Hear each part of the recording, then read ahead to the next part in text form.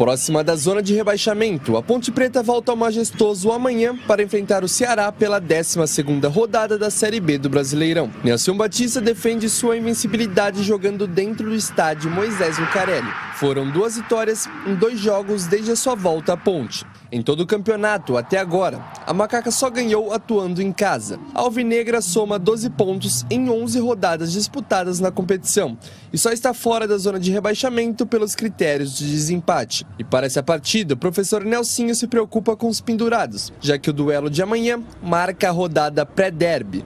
São 5 jogadores com 2 cartões amarelos acumulados. Os laterais Igor Inocêncio e Gabriel Risso, o volante Emerson Santos, o atacante Matheus Regis e o goleiro Pedro Rocha. Se algum desses tomar mais um cartão contra o Ceará, irá perder o derby 207 no próximo domingo no estádio Brinco de Ouro. A situação mais preocupante é do goleiro Pedrão, que foi titular em todos os confrontos da temporada até aqui. Em caso de amarelo, ele abre espaço para Lua Ribeiro, que não joga oficialmente desde 2022, ou para William Arthur, que chegou esse ano e ainda não estreou com a camisa da Macaca. Fora de campo, a diretoria da Ponte trabalha para trazer novos reforços para a Ponte na próxima janela de transferências. O departamento de futebol já confirmou que vai ao mercado em busca de novas peças para fortalecer o plantel na sequência da Série B. Eu acho que todos os times buscam, todos os clubes buscam, né? E a Ponte Preta não é diferente. Nós estamos trabalhando, né? E vamos, a hora que abrir a janela, para definir as negociações. A Macaca tem 2 posições como prioridade neste momento, a lateral direita e o meio-campo. O clube busca encontrar jogadores para disputar posição com Igor Inocêncio e Elvis. Outros setores também são avaliados. É o caso do setor ofensivo da Ponte. Os atletas que chegaram para o ataque após o Campeonato Paulista, caso de Everton Brito, Guilherme Belé e Vinícius, ainda não renderam e geram preocupação na comissão técnica por conta da lesão de Gabriel Novaes e a constante indisponibilidade de Renato. Inclusive, o atacante Everton Brito ainda não entrou em campo com a camisa da Ponte Preta. O jogador tem mais de 2 meses no clube, mas ainda espera por uma chance dentro de campo. Ele tem ficado de fora das rodadas da Bezona por 2 motivos, físico e técnico. O jogador vem aprimorando os 2 aspectos para se juntar aos nomes do ataque. Jogo em que a Ponte não pode perder. Jogo em casa, se aproximou muito ali da zona de rebaixamento, tem 12 pontos, está fora. Mas se perder essa partida pode se complicar. O 17º, que já está na zona, é o Amazonas. Tem 9. 12. 12 também. 12 também. A Ponte tem a pontuação em 16º do 17º. Portanto, é fundamental a vitória. Tem 11, vou dar uma olhada. Dá uma olhada enquanto 11. Eu falo, nós falamos aqui, eu bato uma caixa aqui com o CH, mas são 12 pontos. Eu vi isso um pouquinho antes de entrar no ar aqui. Então, a Ponte tem a pontuação de quem está na zona de rebaixamento.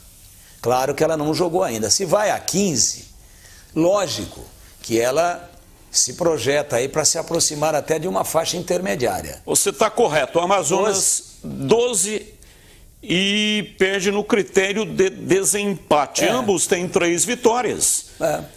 Mas saldo de gols. No saldo, veja, estão absolutamente iguais. Gols marcados. Menos 4. Só que a Ponte ganha nos gols marcados. Gols marcados. Gols marcados, a Ponte tem 15 contra 13, 2 gols de diferença. Você vê que se a Ponte, por exemplo, tiver um infortúnio de ser derrotada amanhã no Moisés Lucarelli, não tem jeito, está na zona de rebaixamento, porque o Amazonas vai para 15. E o adversário, Ceará, que é um time de orçamento para os padrões da Série B, orçamento gigante. Quantos pontos tem o Ceará? 14 pontos. Ganhando, ele vai a 17 e fica ali, mais colado no G4. Perdendo, quer dizer, o campeonato é muito justo, muito equilibrado, um dos mais equilibrados. Sempre a Série B é muito equilibrada. Esse ano está demais, porque o gigante, que é o Santos, não decolou ainda. Então está todo mundo ali, dá platô, chega na liderança, dá o platô e começa a descer. Atinge o platô e começa a descer. Então ninguém dispara, ninguém descola.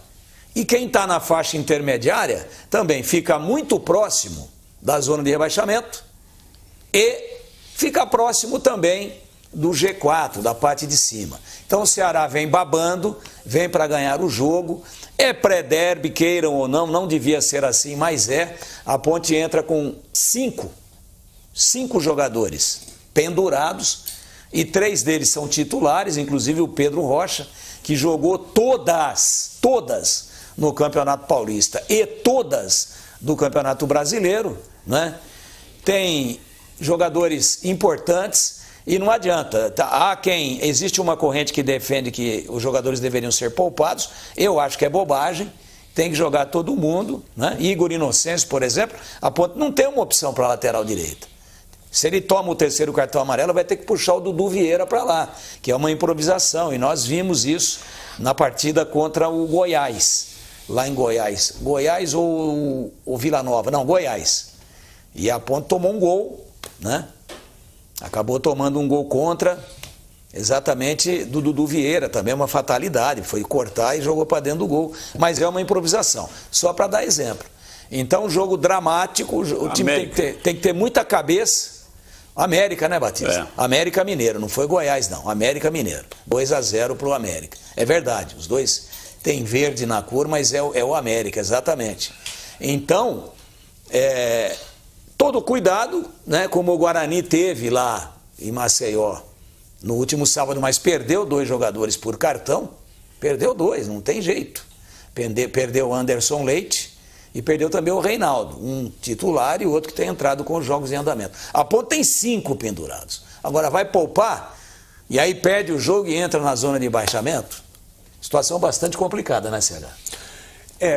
Em todos os aspectos, mas o principal problema da Ponte, na minha opinião, é perder 2 jogadores titulares no seu meio campo, que é o Elvis e o Emerson Santos. São jogadores que estão inseridos. Né? Esse momento de bom para regular da Ponte, para mim, passa muito pelo acerto do meio campo. Acho que o Nelsinho encontrou o caminho com o Dodô, com o Carvalho ali. Como vai ser, a gente não sabe. Eu estou falando do desempenho, né? De repente, as escolhas, a gente mais ou menos sabe o que ele deve levar para o campo amanhã. Mas esse entrosamento do meio campo para a partida de amanhã é uma coisa que me preocupa muito, além, evidentemente, da qualidade do adversário. O Ceará, ele tem um momento irregular na competição, mas tem lá valores individuais que causam problema, né? Merecem todo o respeito da Ponte em termos de competição, de duelo. É um jogo que a Ponte tem que dar um jeito de vencer. Mas para vencer, o Nelsinho vai ter que escolher a dedo esses caras substitutos do meio campo, para ter o menor problema, o menor prejuízo possível. O maior deles é a criação, a inteligência, a capacidade do Elvis, que não tem substituto. Ele vai ter que encontrar um caminho para poder minimizar esse problema. E sobre os jogadores pendurados, eu tenho uma opinião muito particular, já carrego comigo isso há muito tempo. O jogo contra o Ceará vale os mesmos 3 pontos que contra o Guarani. Eu não poupo ninguém, vai todo mundo, se eu fosse o comandante, vai todo mundo para a Arena, Batista. Olha, sobre contratações, né, no dia 10 do mês que vem abre a janela e a informação é de que a Ponte está no mercado e vai contratar entre 3 e 4 jogadores. Com certeza deve contratar um meia. Porque veja o problema que o Nelson Batista tem. Ele não pode contar com o Elvis em todos os jogos. Tem jogo que dá para fazer inteiro, como foi contra o Novo Horizontino. Diante do Botafogo, meia partida, né? Teve que tirar no intervalo. Nesse jogo contra o Ceará, 0 de Elvis. E não tem substituto. Tomou 3º. Não tem nenhum jogador com as características para substituir o Elvis quando ele não pode atuar. Porque então, minimamente, vai ter que contratar um meia de qualidade. Porque o Elvis é uma invenção do Lulu Santos, né? Elvis é um dos últimos românticos. O cara que pega a bola, que pensa, que vira, que amortece, que vira de um lado para o outro, que coloca um companheiro na cara do gol, que tem uma bola parada de qualidade, é o armador. O Elvis é o armador. É o meia armador clássico. O Dodô, que deve ser o substituto dele, é um meia ponta de lança, né? Que gosta de beirada de campo, que tem velocidade, que dá uma boa dinâmica, é muito bom jogador, dentro dos padrões da Série B, muito bom jogador, mas o time não está acostumado a jogar com um meia ponta de lança, mais para atacante do que para meia, fazendo a transição. E é essa a dor de cabeça que o Nelsinho deve estar tendo até hoje, até amanhã na pré-eleição, para ver se adapta isso, se o Dodô consegue, mesmo com características bem diferentes, se ele consegue suprir essa ausência Tigrão, marcante do Elvis. Fala do Elvis, então, fazendo uma mimese do Gil Gomes. O que é mimese? Uma imitação? É, exatamente.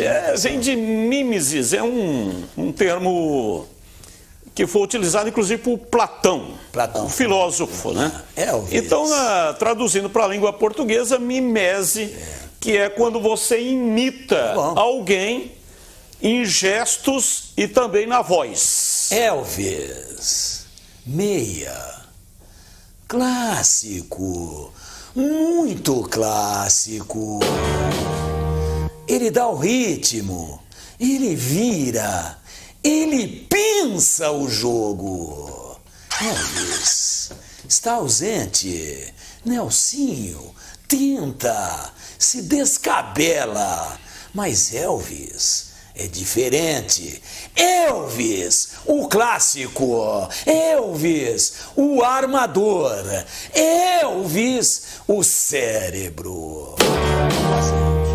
O que fazer? Só faltou falar aqui e agora. Para os donos da bola, aqui e agora.